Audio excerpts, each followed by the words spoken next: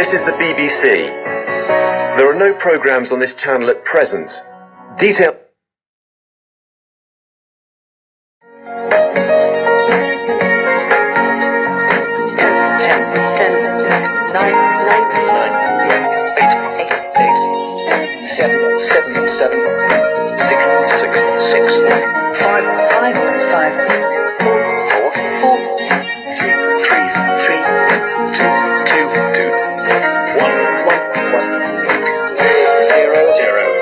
The BBC on DRM Digital Radio.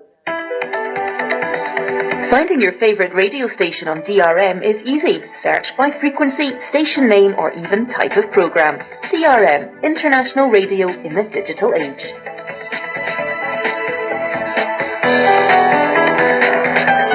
The BBC and Digital Radio Mondiale. Better radio altogether.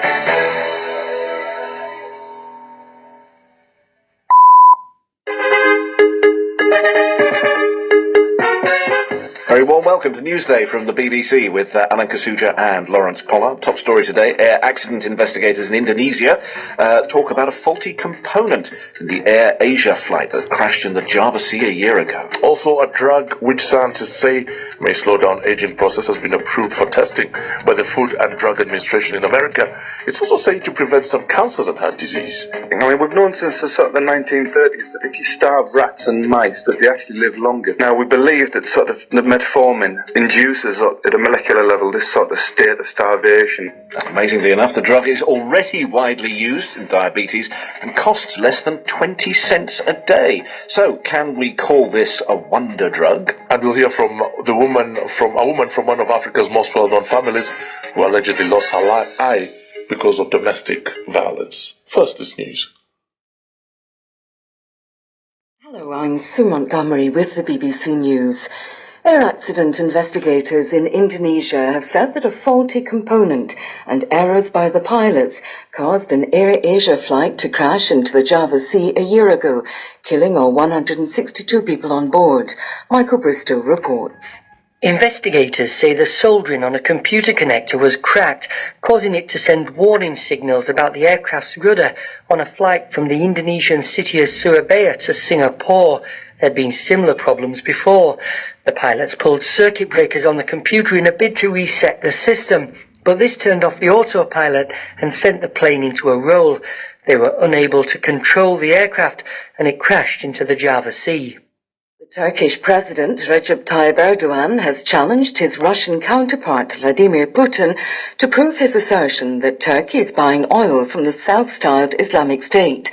President Erdogan vowed to step down if the allegation proved true, suggesting Mr. Putin should do the same if he was wrong. He called the allegation slanderous. The Kenyan authorities have begun an investigation after a security drill at a university in the capital, Nairobi, was mistaken for a real attack, sparking panic.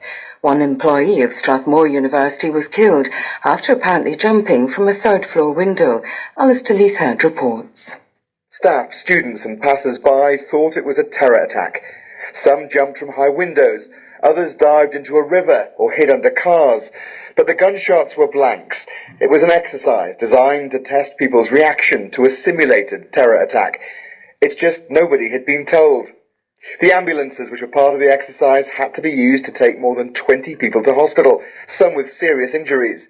Almost 150 people were killed earlier this year when Garissa University in eastern Kenya was attacked by Islamist extremists, and the Westgate shopping mall siege is still a recent memory.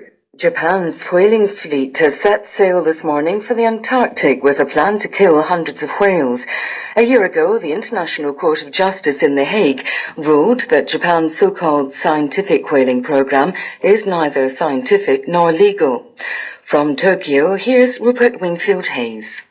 This morning, the 8,000-ton Nishin Maru and 3 smaller Harpoon ships slipped out of the port of Shimonoseki and headed south. Over the next 3 months, the fleet will hunt and kill up to 333 minke whales in Antarctic waters. The Japanese government says it's all in the pursuit of science. But that is directly contradicted by last year's ruling by the International Court of Justice in The Hague. The judges there ruled that it is not necessary for Japan to kill whales in order to study them. World News from the BBC. As delegates at the UN Climate Change Summit in Paris get down to detailed negotiations, much of the debate today will be about protecting the world's forests. One of the speakers, the heir to the British throne, Prince